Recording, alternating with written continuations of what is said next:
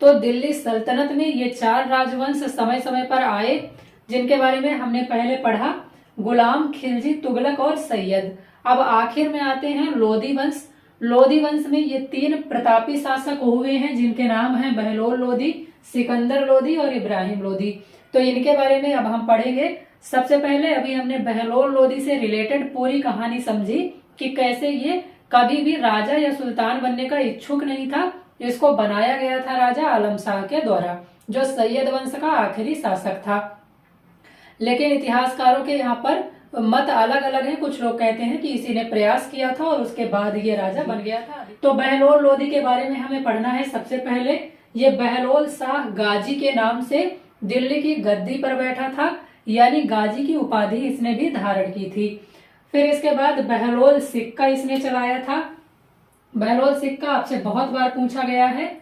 ये जो चांदी का सिक्का टका जिसने चलाया गया था इल्तुतमिश के द्वारा, जब हमने गुलाम वंश पढ़ा था तो हमने ये बात बहुत अच्छे से समझी थी। 175 ग्रेन का ये सिक्का हुआ करता था और चांदी का ये सिक्का था जिसे हम टका कह रहे थे। तो इस टका के भार का 1/3 भार या इसके मूल्य का 1/3 मूल्य इसका हुआ करता था, जिसे हम कह रहे हैं बहलोल सिक्का। बहलोल सिक्का अकबर के समय तक जो विनिमय था उसका माध्यम बना रहा था। यानी यहाँ से देखिए, अभी लोधी वंश शुरू हुआ है, बहलोल लोधी ने बहलोल सिक्का चलाया है। इसके बाद सिकंदर लोधी, इब्राहिम लोधी, बाबर के बाद हुमायूं और अकबर तक ये सिक्का विनिमय का माध्यम बना रहता है। यानी यही सिक्का बाजार में प्रचलित रहता है, जिसे हम कह रहे हैं बहलोल सिक्का या बहलोल कॉइन। और ये टका का 1/3 हुआ करता था। फिर ये सबसे अधिक समय तक दिल्ली सल्तनत में जितने भी सुल्तान हुए हैं उनमें सबसे अधिक समय तक शासन करने वाला सुल्तान रहा था बहलोल लोधी। ये पॉइंट भी आपको याद रखना है, आपसे एग्जाम में पूछा जा सकता है। अब देखिए, ये जो राजा था या सुल्तान था, ये कभी भी ऊंचे सिंहासन पर अपने आप को नहीं बैठाता था, यानी खुद कभी भी ऊंचे सिंहासन पर ये नहीं बैठता था। ये एक दरी होती थी या कालीन होती थी, उस पर उसे बिछाकर यहाँ पर बैठा करता था। ये दरी है, ये यहाँ पर बैठा हुआ है बहलोल लोधी, और इसके चारों तरफ बैठा करते थे इसके अमीर। तो इस तरह से ये कभी भी ऊंचे सिंहासन पर नहीं बैठता था, ये हमेशा दरी बिछा करके उसमें बैठता था और उसके आसपास उसके चारों तरफ इसके अमीर बैठे रहा करते थे। फिर इसने जौनपुर का जो शासक था हुसैन शाह सरकी, इसको हरा करके जौनपुर को दिल्ली में मिला लिया था। अभी देखिए, मैप के माध्यम से अब आपको चीजें समझ में आ रही होंगी कि कहां पर कौन सी चीज है। ये मान लीजिए एक मैप है जो हमने बना लिया। ये यहाँ पर दिल्ली थी, यहाँ पर कहीं जौनपुर रहा होगा, तो यहाँ इसने जौनपुर को भी दिल्ली में मिला लिया था। तो ये चीजें आपको समझ में आ रही होंगी। इस जौनपुर को बहलोल लोधी ने, जो जौनपुर का शासक था जिसे हम कह रहे हैं हुसैन शाह सरकी, इसको पराजित करके जौनपुर को दिल्ली के साम्राज्य में मिला लिया था। और आगे चल करके फिर इसी जौनपुर का सुल्तान बनाया जाता है सिकंदर लोधी के पुत्र जलाल खां को। तो आपको ये याद रखना है, अभी आगे हम पढ़ेंगे। तो बहलोल लोधी ने हुसैन शाह सरकी को पराजित करके जौनपुर को अपने साम्राज्य में मिला लिया था। सरकी साम्राज्य कहां पर फैला हुआ था, ये आपसे कई बार पूछा जा चुका है, याद रखिएगा, जौनपुर में, और इसके शासक थे हुसैन शाह सरकी। फिर इसके बाद आते हैं सिकंदर लोधी। सिकंदर लोधी इस साम्राज्य का और दिल्ली सल्तनत का सबसे प्रतापी राजा एक तरह से माना जा सकता है। तो ये सबसे प्रतापी राजा था। इसके पिता जो थे बहलोल लोधी, उसकी 9 संतानें होती थी। 9वें में से ये तीसरे नंबर का इनका पुत्र था और इसका नाम हुआ करता था, इसका मूल नाम था निजाम खां। फिर बाद में ये धीरे धीरे सिकंदर लोधी के नाम से फेमस हो गया और सिकंदर लोधी के नाम से ही इसे इतिहास में हम याद रखते हैं। ये एक ऐसा सुल्तान था जिसने हिंदू और मुस्लिमों के दोनों की प्रथाओं पर चोट की। जो भी प्रथाएं इसको सही नहीं लगती थी, चाहे वो हिंदुओं की हो चाहे वो मुस्लिमों की हो, उनको ये खत्म कर देता था। और इसने एक तरह से उदारवादी दृष्टिकोण अपनाया था। पर इसके साथ साथ में हम ये भी कह सकते हैं कि इसने थोड़ी कट्टरता दोनों धर्मों के साथ अपनाई थी, क्योंकि इसने मुस्लिमों का जो ताजिया होता है, ताजिया आपने देखा होगा जिसमें एक कुछ डोली जैसे लेकर के जाते हैं मुस्लिम, और उसमें अपने आप को बेल्ट से और किसी भी ऐसी कठोर धातु से अपने आप को चोट पहुंचाते रहते हैं। ये सारी चीजें आप समझते होंगे। तो इस ताजिया पर भी इसने बैन लगा दिया था, और हिंदू जो थे इनकी जो मूर्तियां हुआ करती थी उनको तुड़वा करके इसने मूर्तियों के टुकड़े दे दिए थे मुस्लिमों को कि इनसे आप मांस तौलिए या मीट तौलिए। तो इस तरह से इसने दोनों की जो आस्थाएं थी उनको थोड़ा चोट पहुंचाया था, लेकिन इसने दोनों के साथ ऐसा किया था, तो ये कहा जाता है कि ये थोड़ा बहुत उदार या समतावादी था। फिर इसके बाद ये एक ऐसा सुल्तान था जो फारसी में कविताएं भी लिखा करता था, फारसी लेखक था, लेकिन ये सिकंदर लोदी या निजाम खां इन दोनों नामों से फेमस नहीं था, या इन दोनों नामों से पुस्तक नहीं लिखता था, कविताएं नहीं लिखता था। ये कविताएं लिखा करता था गुलरुखी नाम से। ये नाम आपसे कई बार पूछा गया है, तो याद रखिएगा। ये फारसी कविताएं लिखा करता था और गुलरुखी नाम से ये सारी कविताएं लिखता था। फिर इसने 1504 में आगरा शहर बसाया था। आगरा शहर बसाने का मतलब यहाँ पर ये नहीं है कि इसने आगरा शहर को स्थापित किया था, इसकी नींव रखी थी।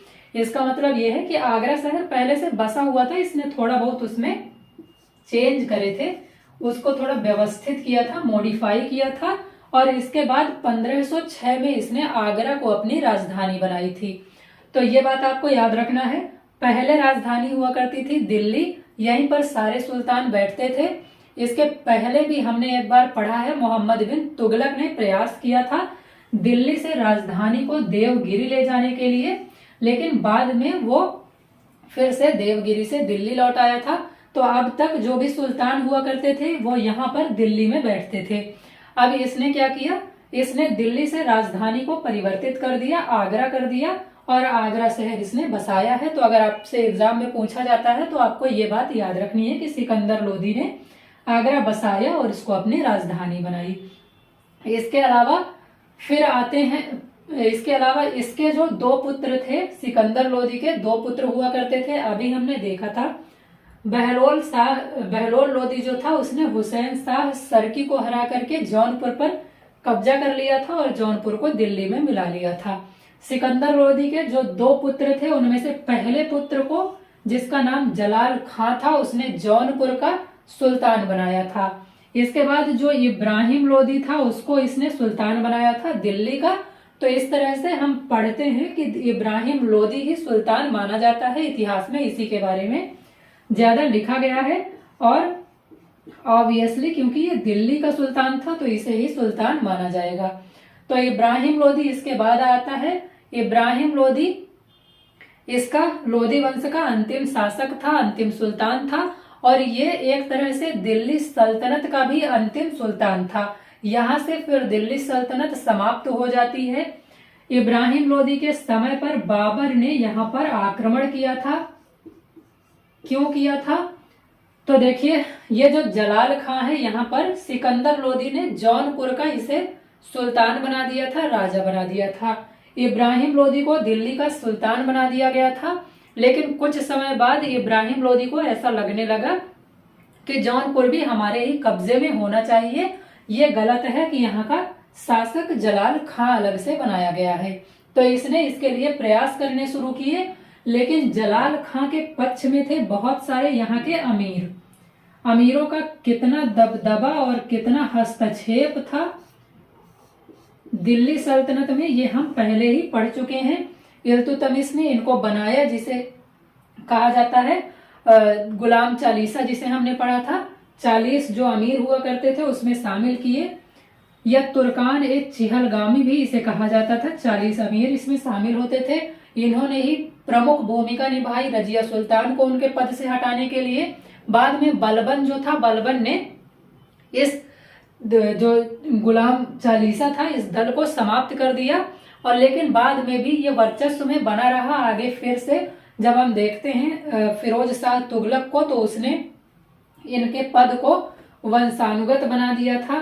तो इस तरह से ये पूरा मामला चल रहा था। ये जो अमीर थे ये इब्राहिम लोदी से नाखुश थे। जो इब्राहिम लोदी ने इसके क्षेत्र में हस्तक्षेप किया, या इसके क्षेत्र पर कब्जा करने की कोशिश की, उसकी वजह से ये अमीर इब्राहिम लोदी से नाखुश थे। और उनमें सबसे प्रमुख अमीर थे इसके चाचा और पंजाब का दौलत खां। तो इन्होंने इनवाइट किया बाबर को कि आप आइए, दिल्ली में आक्रमण करिए, अटैक करिए, इब्राहिम लोदी को हराइए और इससे हमें मुक्ति दिलाइए। लेकिन ये बात नहीं जानते थे कि बाबर आएगा तो वो यहीं पर टिक करके रह जाएगा। इन्हें लगा था कि आएगा, थोड़ा बहुत लूटपाट करेगा और लूटपाट करने के बाद ये वापस जो फरगना है, अफगानिस्तान वाला रीजन है जहां से वो आया था, वहां वापस चला जाएगा। लेकिन इसके बाद बाबर ने यहाँ पर आक्रमण किया। उसने बहुत सारी नीतियां अपनाई, नई आपको पता होगा, उसने पहली बार तोप खानों का प्रयोग किया, तोपों का प्रयोग किया। उसके अली और मुस्तफा जो थे, दो बहुत अच्छे तोप चलाने वाले जो उसके सेनापति थे, उन्होंने बहुत अच्छे तरह से पानीपत के युद्ध को लीड किया। उन्होंने पहली बार जो ये काम किया था 21 अप्रैल 1526 को, हम सबको पता है, पानीपत का फर्स्ट युद्ध हुआ था, फर्स्ट वार हुआ था। तो इस पानीपत के पहली लड़ाई में इब्राहिम लोदी का बाबर से सामना होता है। बाबर इसमें विजयी हो जाता है और इस तरह से यहाँ पर लोदी वंश समाप्त हो जाता है। बाबर ये बात जानता था कि अगर वो इस समय अटैक करेगा तो उसको एक तो हेल्प मिल जाएगी इन लोगों की जो यहाँ पर पहले से ही विभीषण बैठे हुए थे अंदर ही इनके साम्राज्य में, और दूसरा इसे ये भी पता था कि जो इब्राहिम लोदी है वो कमजोर शासक है, क्योंकि 1518 में पहले ही एक युद्ध इसका राणा सांगा से हो चुका था और राणा सांगा ने इन्हें पराजित कर दिया था। किन्हें पराजित कर दिया था? तो ये जो इब्राहिम लोदी था, इसको राणा सांगा पहले ही पराजित कर चुके थे 1518 में युद्ध में। तो इसे ये बात भी पता थी कि हम अगर अभी अटैक करते हैं तो हम आराम से यहाँ पर कब्जा कर सकते हैं, आराम से यहाँ पर टिक सकते हैं। तो फिर इसने बहुत सारी नीतियां अपनाई। इसने पहली बार तोपों का प्रयोग किया। तोपों से यहाँ के सैनिक या यहाँ के लोग बिल्कुल परिचित नहीं थे, उन्हें नहीं पता था कि तोप क्या होती है, कैसे काम करती है। बहुत सारे सैनिक ऐसे थे जब पहली बार उन्होंने तोपों को देखा, गोलों को देखा, जो तोप के द्वारा दागे जाते हैं गोले, उनको देखा तो उनको ऐसा लगा कि भगवान का शायद कोई प्रकोप है, भगवान हमसे नाराज हैं, इसलिए ऐसा हमारे साथ हो रहा है। उन्हें बिल्कुल ये पता नहीं था, उन्हें बिल्कुल इस बात का एहसास नहीं था कि ऐसी भी कोई चीज होती है। इसके अलावा ये बहुत अच्छा सैन्य व्यवस्था इसने बहुत अच्छी अपनाई थी। इसने एक जो सैन्य व्यवस्था होती है, जिसे नाम एग्जैक्ट मुझे याद नहीं आ रहा, हम कल की क्लास में जब बाबर को पढ़ेंगे तो हम समझेंगे। इसने तुलुगुमा नीति अपनाई थी। हाँ, तुलुगुमा नीति जो थी वो अपनाया था। इसमें क्या होता था, पहले जब हम युद्ध करते थे, यहाँ के जो राजा थे एक दूसरे से युद्ध करते थे, तो यहाँ पर जैसे मान लीजिए ये एक राजा की सेना है, यहाँ पर सेनापति होता था और उसके पीछे पूरी सेना लगी हुआ करती थी। यहाँ पर दूसरा राजा होता था, उसके पीछे पूरी सेना लगी रहती थी और आमने सामने इनकी लड़ाई हुआ करती थी। यहाँ पर जो घुड़सवार होते थे घुड़सवारों के साथ लड़ते थे, जो पैदल सैनिक होते थे पैदल सैनिकों के साथ लड़ते थे। इस तरह से इनकी लड़ाई हुआ करती थी। तो तुलुगुमा नीति में जो बाबर ने पहली बार अपनाई थी, ये बात आपको याद रखनी है। इसमें क्या हुआ था कि बाबर ने 3 तरफ से सेना भेजने का एक नीति अपना ली थी। सामने से तो यहाँ पर लड़ाई होती ही थी। यहाँ पर मान लीजिए बाबर की सेना है, यहाँ पर इब्राहिम लोदी की सेना है, तो ये सामने सामने तो लड़ाई होगी ही, लेकिन बाबर अपनी सेना को 3 टुकड़ियों में बांट देता था।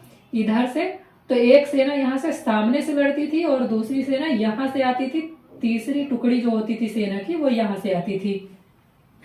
तो इस तरह से हमारे जो सैनिक थे उनको सिर्फ एक सैनिक से लड़ने का पहले से अभ्यास था, सामने सामने लड़ाई होती थी।